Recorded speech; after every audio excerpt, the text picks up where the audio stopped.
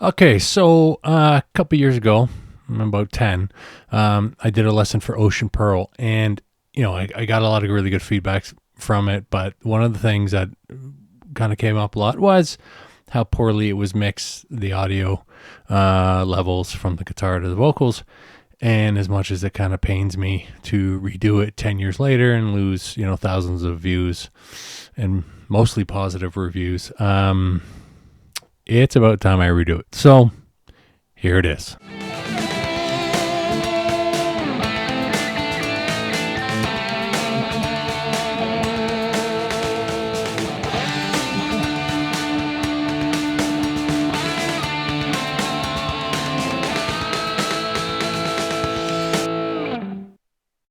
Okay, so this is, I'm going to stick it as close to the original I did, just hopefully with a better mix. I'm on a Strat, I'm on the bridge. This is sort of, it has a Gilmore mod, but that's turned off. The pickups are a little hot. This is a 13K, but it's basically just, it's a Strat. And bit of dirt. Maybe a bit more than 5440s used to, but whatever. Okay, so the song is in E. The solo is in the E pentatonic, and basically it's around the main riff, which I'll play, and then I'll break it down.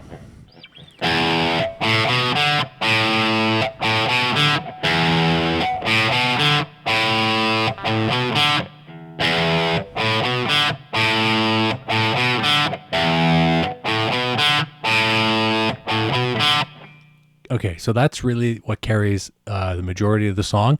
And if you've noticed, there's a bit of a loop in there where sometimes he leaves a gap between the D and starts a riff again on the E, or sometimes he leaves it between the E and starts it on the A.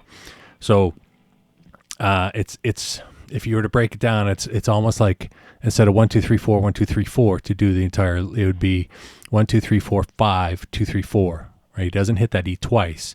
He just leaves a gap between the D and the E to start the riff, or between the E and the A. So sometimes it starts a riff and sometimes it ends a riff. Okay, so watch that again.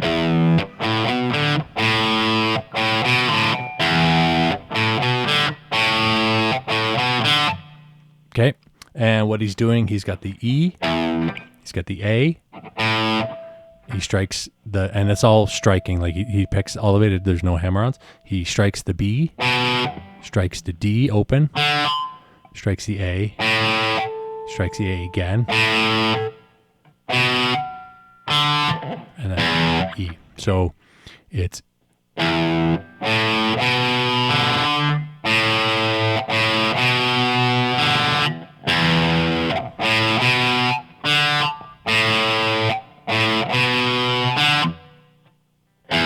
okay, so you just see that gap. Sometimes he leaves it. And again, and it's not palm muted, like he's not doing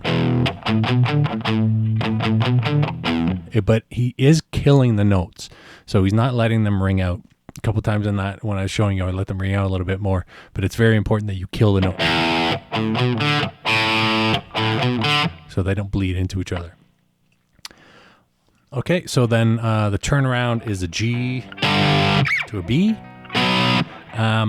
Depending on what you see, sometimes I've seen them do a G to a B. Sometimes Osborne just,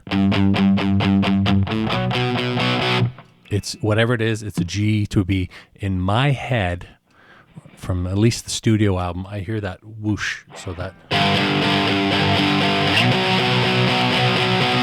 and then it goes back into the main riff. And does that around, and then there is a bridge before the solo, and this could be played a couple different ways. Before this, I had access to this stuff. I figured it out as, I hit that E and I'd roll into an A to an E, grab the A, and hammer on. So this is how I played it.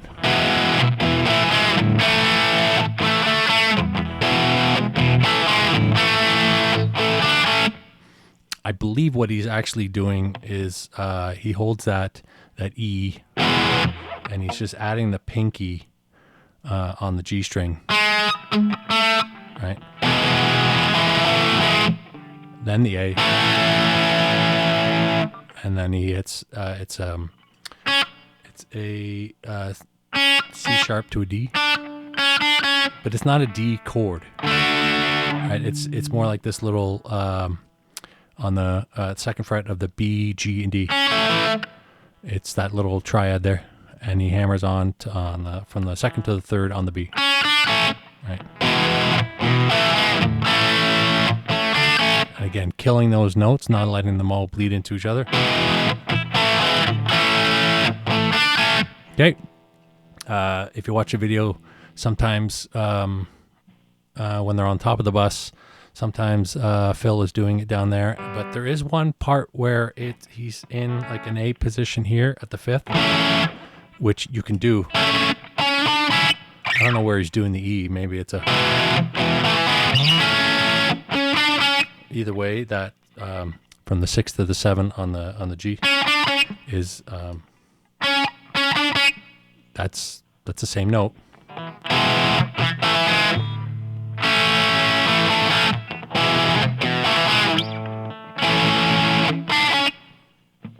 Yeah, either way. The solo comes up to the neck pickup, strikes the open E. I'll play it through once. And this is not going to be note for note. I'm going to try to get you as close as I can, but there's a lot of feel to this, and to tab this out would be next to impossible, but it's sort of broken down to like maybe 3 or 4 different sections. Getting the first 2 close and then freewheeling on the last parts makes more sense. But I'll get you close.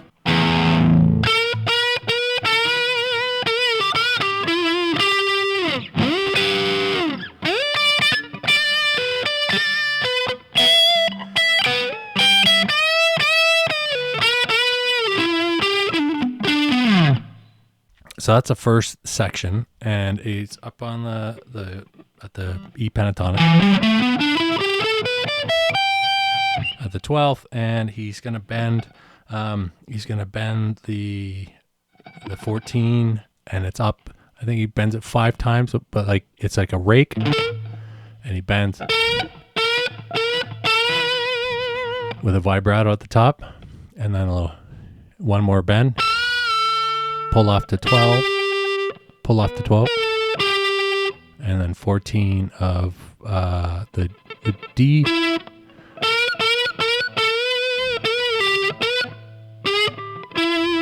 and he's got a little bends the 12 of the G while he's at it.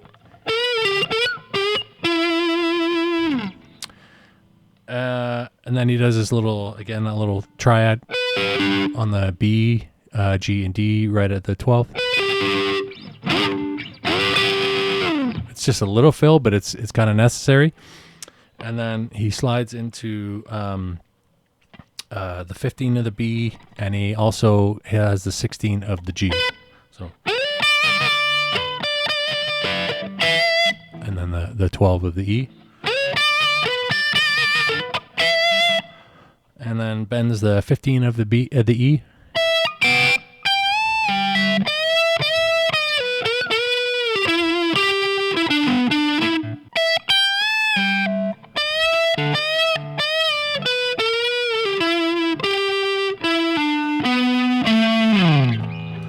That last little walk down gets a little muddied because the rest of the band comes in, but for the most part, when you come in,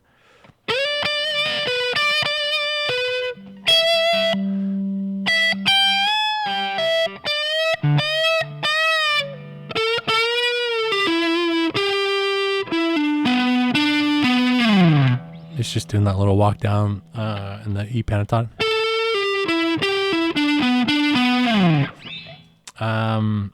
And then he on the 15 and the 16 again, he kind of does a little. Make sure you get that sort of, and this is what the beauty of being on this is why I really think that he's on the neck. It gets that little bit of dissonance and like almost, gurgled. Does that a couple times, and then he kind of monkeys around in the 12 to the 14 and like a kind of like a Chukka Nile Rodgers kind of thing.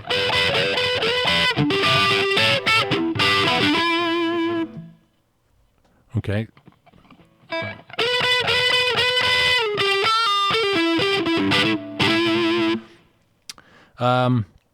The vocals carry on. The rest of the band is down doing the main riff. There is a turnaround. I don't think the lead guitar does it. I think it then goes into almost like an SRV call and answer where the vocals break and then there's a solo and there's the solo going underneath all of it, but it becomes a little bit more dominant. So after the turnaround,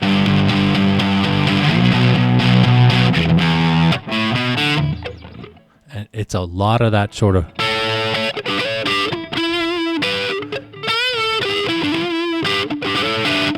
right. He's just on the 12th to the 14th and he's barring all of it with a couple notes here and there.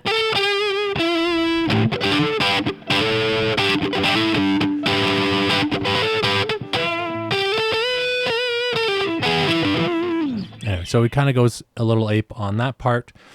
And then as the solo fades out, as I said, the rest of the band is doing the main riff. And for the last 4 turns of the main riff, there's a second guitar, and he's doing, I guess, kind of like a harmony part to that. I'll play that and then show you what it is.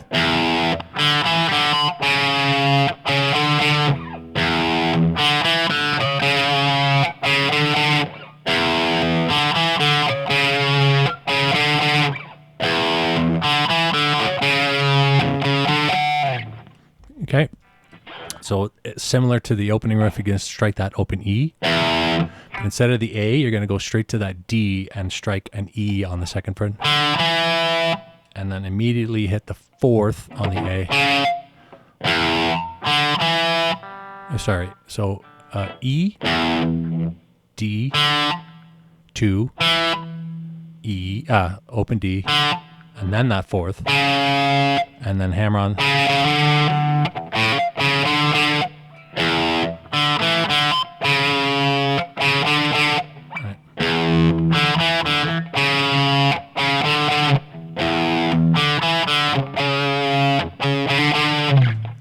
The song ends on that.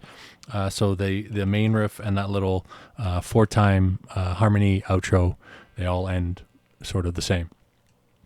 So that's pretty much the whole song. If you watch some of that, like I saw this tour when they released this back in the 90s. And I guess asking a Gen X to remember the 90s is like asking a baby boomer to remember the 60s. But in my opinion of when they were playing live, everything happened.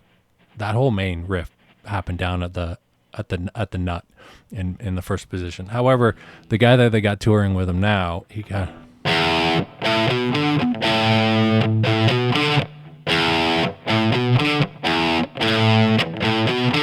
playing it at the 5th.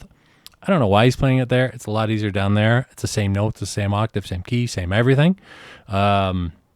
Maybe he feels a little fuller. Maybe he wants to make it more difficult because he's the new guy. I don't know. But either way, that is the whole song, and I hope you like it.